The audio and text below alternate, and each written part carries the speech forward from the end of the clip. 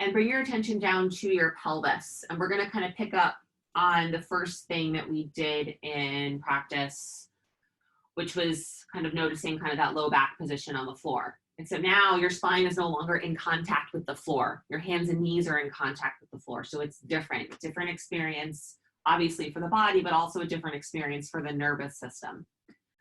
So I want you to see if you can, sometimes a helpful visual is if you think of, everyone knows your tailbone, but if you think of like a long tail, like a dog's, like Izzy's tail, extending off of your tailbone, you were trying to kind of tuck your tail or drop your tailbone or your wag your tail down.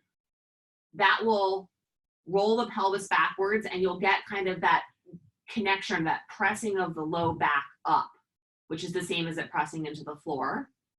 And then if you wag the tail up, the pelvis tips forward, the low back arches, it would move away from the floor. So just try to do that a few times and see if you can do it without moving the rest of your spine.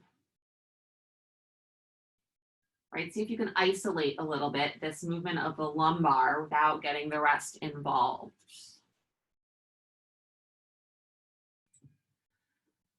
And then pause for a moment. And before we try that with the upper body, we're gonna do just a little bit of prep work because it's a lot trickier. You're gonna come into a child's pose, right? And remember, if child's pose, like a full child's pose doesn't work for your knees, totally fine. Just come back however far works for you. So, and even if you're kind of up with your tush sort of stacked over your knees like I'm doing here, that's fine. Or you can go any place in between. And you are going to, let's do it like this. You're gonna have your forearms on the ground and you're gonna have your elbows and right up against your knees. And I'm demoing this in case this is not making sense.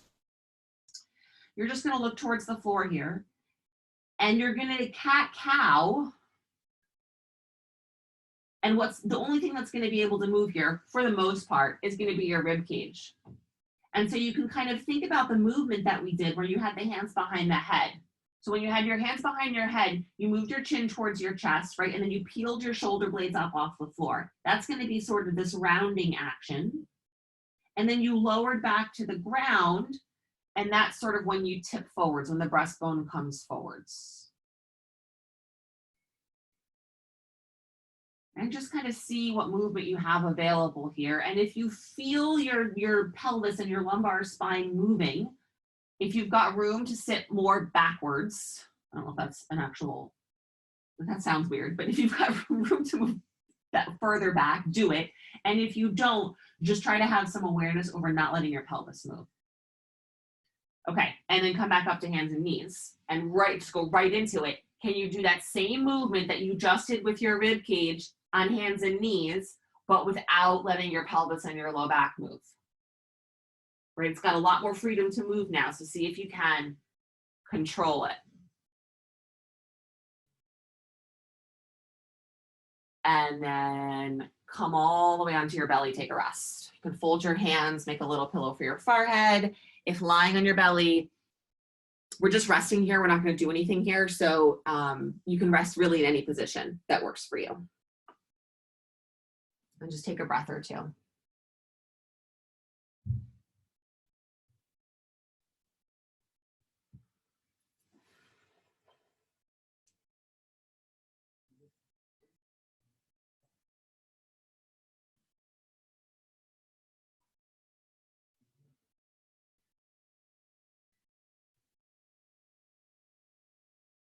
Okay.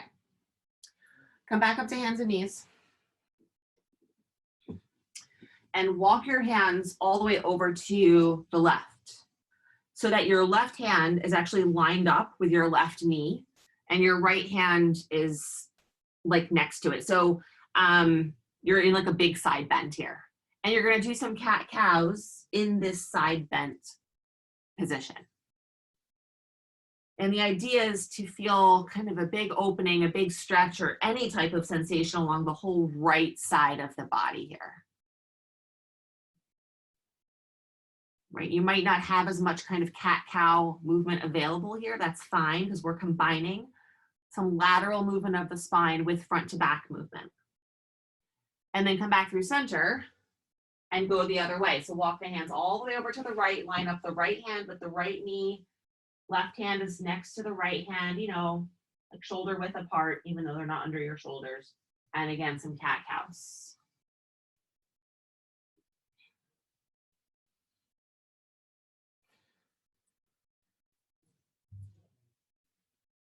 And then come back through center.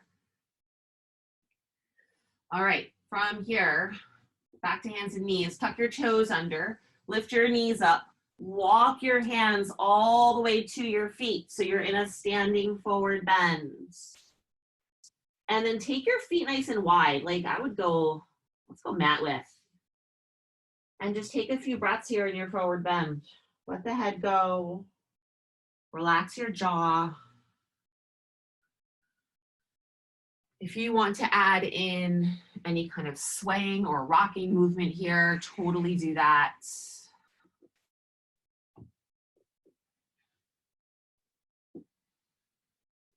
Check in with your breathing.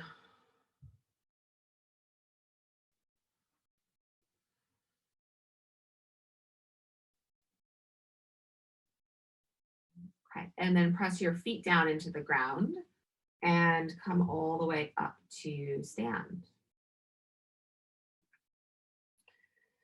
Okay, so I gotta back up a little bit here. All right, you're going to take a wide stance on your mat. So just separate your legs nice and wide and hold your block or your pillow.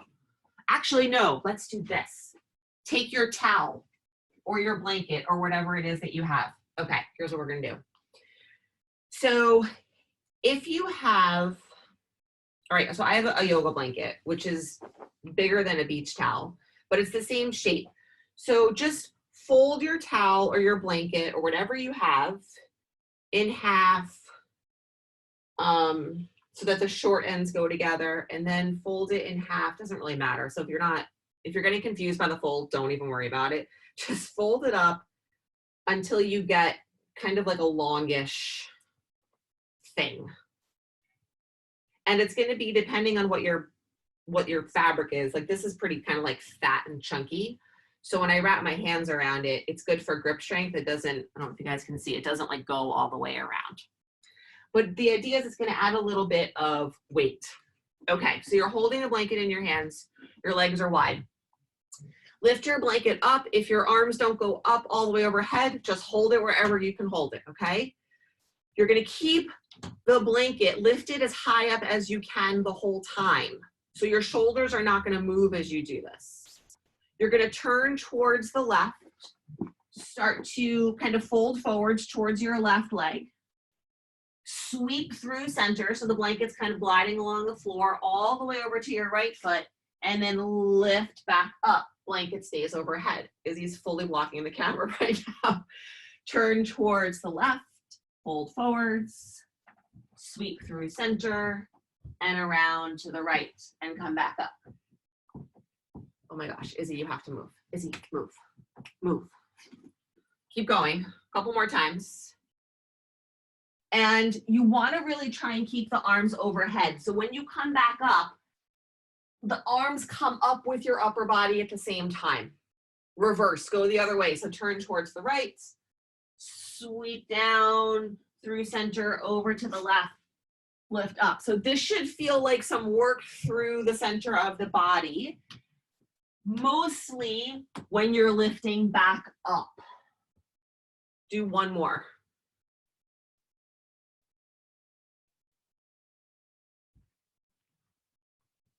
And then just finish up top and center, and then lower the blanket down.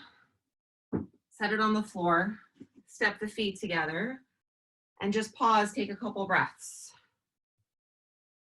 Right, check in with your breathing, check in with your heart rate.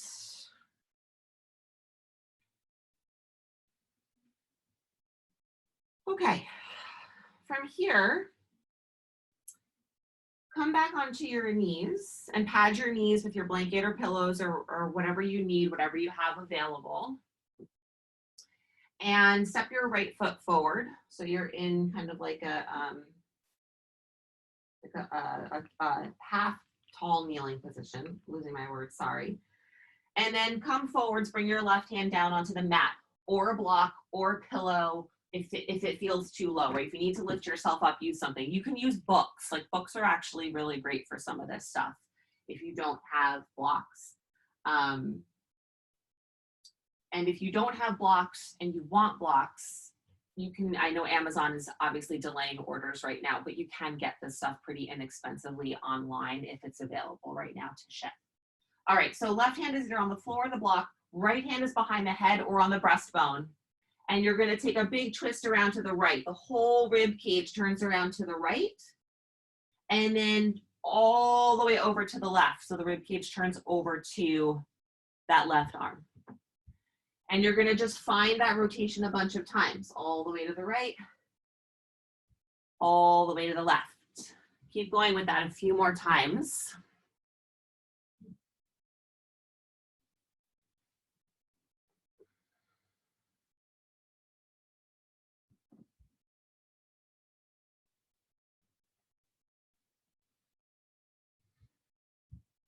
And then come back through center.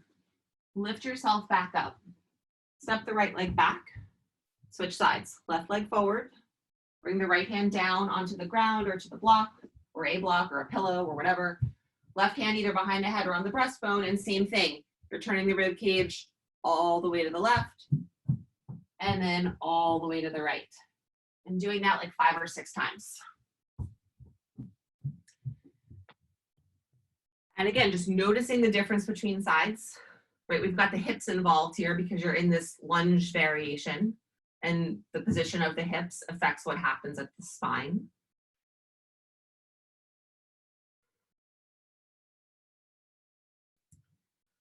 And then come lift yourself back up, step back onto both knees and bring your hand